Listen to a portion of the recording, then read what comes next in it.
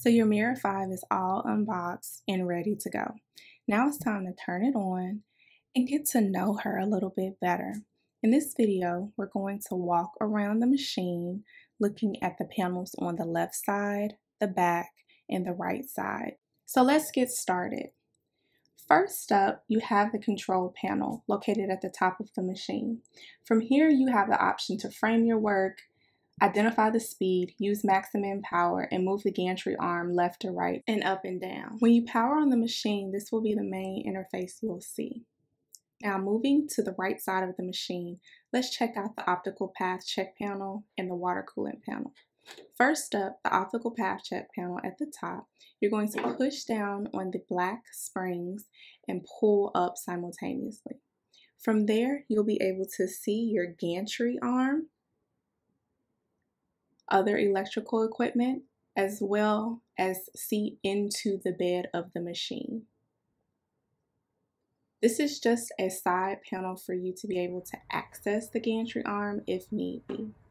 In order to put the panel back in place, you're going to line up the two prongs with the holes, push down on the black springs, and make sure that you push up on the springs so that they lock in place.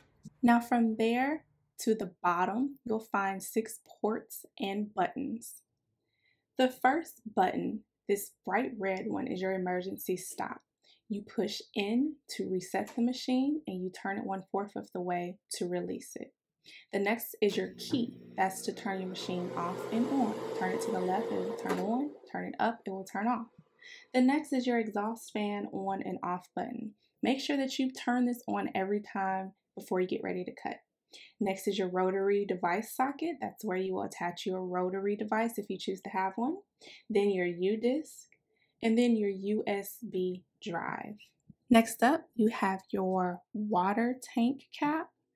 And when you open that, that will show you your water inlet where you'll put about 1.9 liters of pure distilled water. The 2 screws on this panel actually help hold your water chiller in place.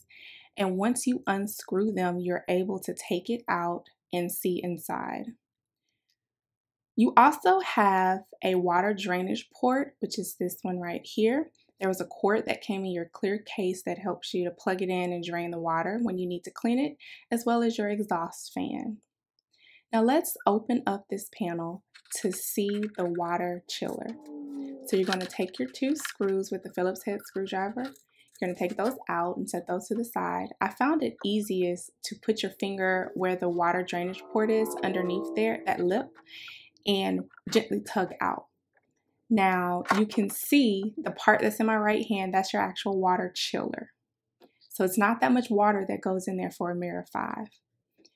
And you can see the water tubes that lead up to the 40-watt laser tube that's housed in the back. Now I put the screws back on and I didn't want to mess around with it too much, so I just decided to go ahead and close it up. It was a little hard lining the screws up, I'm not gonna lie. So don't open this unless you absolutely have to. I will be honest, this absolutely frustrated me. You have to take a flashlight and look inside of your water inlet to see where the water level is. And even in this video, it's so hard to see. Given that the Mira 7 and the Mira 9 both have water indicators, I did not like this at all.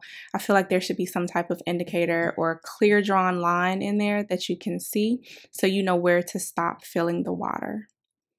Next, we're going to take a look at this port right here with the 4 screws. We're still on the right side of the machine.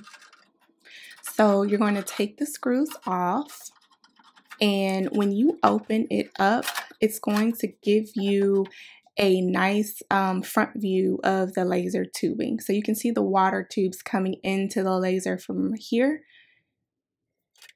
And then once you close it back up, just make sure you put the screws back on nice and tight and you're good to go. So moving to the back of the machine, we're going to open up the back port where the actual laser tube is. You're just going to squeeze the 2 black springs together simultaneously and lift up. Now, one thing I want you to know is that there are supposed to be 2 white zip ties here. I was so excited, and I got into the habit of cutting zip ties that I accidentally cut this one, but I did reach out and they said that that was fine. So to close it, you want to make sure that you slowly push it down and push on the spring simultaneously as well. Now moving to the left side of the machine, let's open up the optic path check panel and electric circuit check panel. Now, I want you to note that there are actually 4 panels on this machine. When I do my alignment video, I will open the other 2 panels, but for the sake of this video, we're just going to look at these 2 here. So the top panel you can see houses your mirror number 2. The bottom panel houses your electric circuit. So your battery, all these pretty colorful wires. I have no idea what they mean, but I at least know where the electric circuit panel is.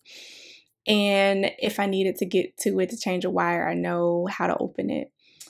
Here is the optic panel on the left hand side, I'm sorry. And those 2 red screws house your mirror number 2. In the same way you put your panels back on for the right side is the same way you will put them back on for the left side. Now that we are all nicely acquainted with our machine and we know where the panels are and what the buttons do, it's time for us to do an alignment check. So I will catch you in the next video, laser friends. Until next time.